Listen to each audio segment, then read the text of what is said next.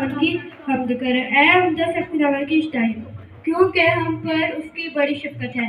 खुदावन की इस्ताई अब्दी है। खुदावन की हम्द करो। आमीन।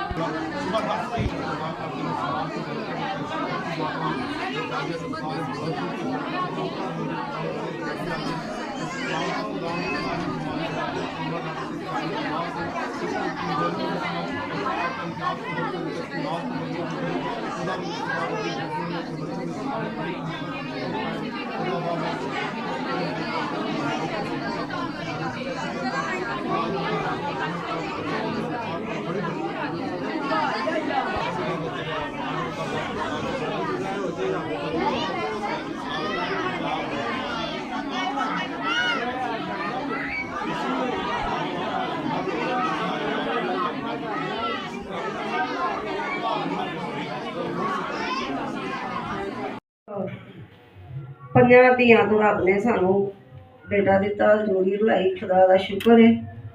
ते 9 महीने मेरी जिहड़ी नौं है ना भाई साहब पढ़ाते रहे, दुआ कराते रहे। ते जदों खुदा ने उन्होंने 1.25 महीने का किया उदों भी वो लैके आए ने इत्थे। थोड़े दिन बाद ना उन्होंने ठंड लग गई, नमूनिया हो गया, बीमार हो गया। असी चिल्टन हस्पताल च सा ते बच्चा बहुत डैड हो चुका सी। मेरे हत्थां दे विच ही नीला पीला हो गया, पंप लग गया। खुदा दे घर च मेरा बेटा भी रोवे, मेरी बहू भी रोवे, सारे रोइए कि चलो खुदा ने इन्नी देर बाद दिता, इसे साड़ियां झोलियां भरियां रहन।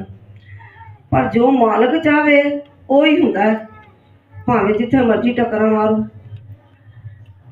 खुदा दा शुक्र है, खुदा खादमां नूं भी फोन कर दिते कि खुदा बंदा खुदा दे अगे भी चुके, खादमां नूं भी फोन किते कि साडे वास्ते दुआ करो, साडा बच्चा बहुत सीरियस है, ICU वार्ड च। सारे भैणां भरावां ने दुआ की और खुदा दा शुक्र है उन्हां दुआवां दा सानूं जवाब मिलिया। सारे उन्होंने अजीम आंदे ने, तो मैं कहनी नहीं, अजीम खुदा दा नाम है, इहदा नाम अजीज रखो। मैं अजीज कहनी हाँ, तो खुदावन दा शुक्र है अजीज साडी कोल है। खुदावन दा शुक्र है उन्हें साडी दोबारा साडी सारे भैणां भरावां दी दुआ दे नाल इस मुश्किल घड़ी नूं खुदा ने दूर किया है। तो खुदा अपने मंगण वालियां नूं जरूर देंदा है। मैं जदों ही उन्होंने चुकनी है तो मैं उदों ही कहनी हाँ, जो मंगया सो पाया, ते अजीज ने रब झोली च पाया। तो वो फिर खुश होंदा है, कहंदा मैनूं चुक दवा। तो मैं बड़ी खुदा दी शुक्रगुजार हाँ, खुदा ने मैनूं दोबारा मेरा बच्चा वापस मिलिया। ये बड़ी अहम दुआई है। खुदा ने अजीम, जिसका नाम काजी ने अजीज रखा, तो खुदा ने उसे जिंदगी अता की है। तो ये तो सब परेशान हो चुके थे, लेकिन खुदा के खादमों ने जब दुआएं की, उस वक्त इन्होंने अपने टेलीफोन चला दिए, मोबाइल पे लोगों पर रब्ते किए। मैं भी बहारपुरी में था तो मुझे भी इन्होंने कॉल की, और हम सब वहाँ पर खादिम थे। पास्टर के करीब एक चर्च है, वहाँ पर बैठे थे, वहाँ पर खादिम थे। तो फिर हमने सब ने मिलकर दुआ की, और थोड़े देर के बाद हमें ये खबर मिल गई कि खुदा का शुक्र है सेहतयाब होना शुरू हो चुका है। तो ये जलाल यीशु मसीह का, यीशु के लिए जोरदार ट्रैफिक है, क्योंकि यीशु भी रोटे सीधा करता है, यीशु ही जिंदगी देता है। तो दूसरी बात क्या है, इश्क़ आएगी। बहुत ज़्यादा सीरियस हालत में थी।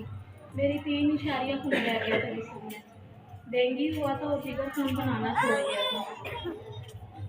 तो मेरे घर वाले भी बहुत ज़्यादा परेशान थे। 2 महीने से मैं चरपाई पर लेटी हुई। 1 महीने में 1 बोतल लगती थी, खून का इंतजाम नहीं होता था।